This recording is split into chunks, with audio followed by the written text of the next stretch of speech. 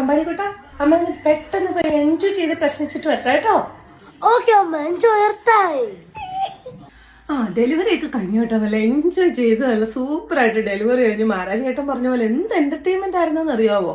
അപ്പൊ അത് just 4 days labour pain ഉള്ളായിരുന്നു കേട്ടോ. 26 ഇൻഡ്യൂസ് ചെയ്തു, 29 ആയപ്പോ ഡെലിവറി ആയി. എനിവേ അതുപോലെ ഫോർസെപ്സ് ഡെലിവറി ആയിരുന്നു കേട്ടോ. ഫോർസെപ്സ് ഡെലിവറിക്ക് കൊണ്ടുപോയി സ്പൈനൽ ഇട്ടു, അതായത് എപ്പിഡ്യൂറൽ തന്നിട്ട് നമ്മൾ ഫോർസെപ്സ് ഡെലിവറി ചെയ്തു. അത് കഴിഞ്ഞ് പിന്നെ തിരിച്ച് റിട്ടേൺ ചെയ്തപ്പോൾ എപ്പിഡ്യൂറലൊക്കെ എടുത്ത് കളഞ്ഞു.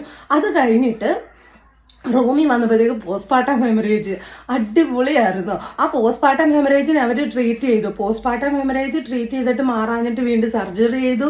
എപ്പിഡ്യൂറൽ ഡെലിവറിക്ക് ആദ്യം ഒന്ന് ചെയ്തു. അത് കഴിഞ്ഞിട്ട് അവരതെല്ലാം ഊരിയിട്ട് ആ റൂമിൽ വിട്ടത്. പിന്നെ സർജറി ചെയ്യാൻ നേരത്ത് വീണ്ടും എപ്പിഡ്യൂറൽ ചെയ്തു. അതായത് 4 hours കഴിഞ്ഞ് വീണ്ടും എപ്പിഡ്യൂറൽ. സർജറി ചെയ്ത് കഴിഞ്ഞിട്ട് എന്ത് ചെയ്തു, പിന്നെ കുറെ ബ്ലഡ് ട്രാൻസ്ഫ്യൂഷൻ, അത് ഇത് നമ്മുടെ 2.5 ലിറ്റർ ബ്ലഡ് അങ്ങ് പോയി. 5 ലിറ്ററോളം നമ്മുടെ ബോഡിയിലുണ്ടല്ലോ, അപ്പൊ 2.5 ലിറ്റർ പോയി. അത് ആ എൻജോയ്മെന്റ് കഴിഞ്ഞ് കഴിഞ്ഞപ്പോഴത്തേക്ക് മോർഫിൻ സ്റ്റാർട്ട് ചെയ്തു പെയിൻ മാറാൻ വേണ്ടി.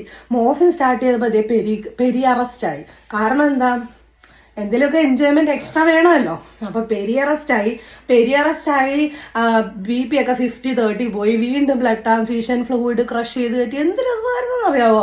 അത് കഴിഞ്ഞ് സർജറി കഴിഞ്ഞ് 2 ദിവസം കഴിഞ്ഞപ്പോഴത്തേക്ക് അവരെ പാക്ക് റിമൂവ് ചെയ്തപ്പോഴത്തേക്ക് വേസോവാഗൽ സിങ്കോപ്പതേ കിടക്കുന്ന ബോധം കിട്ടും. അടിപൊളി എന്റർടൈൻമെന്റ് ആയിരുന്നു.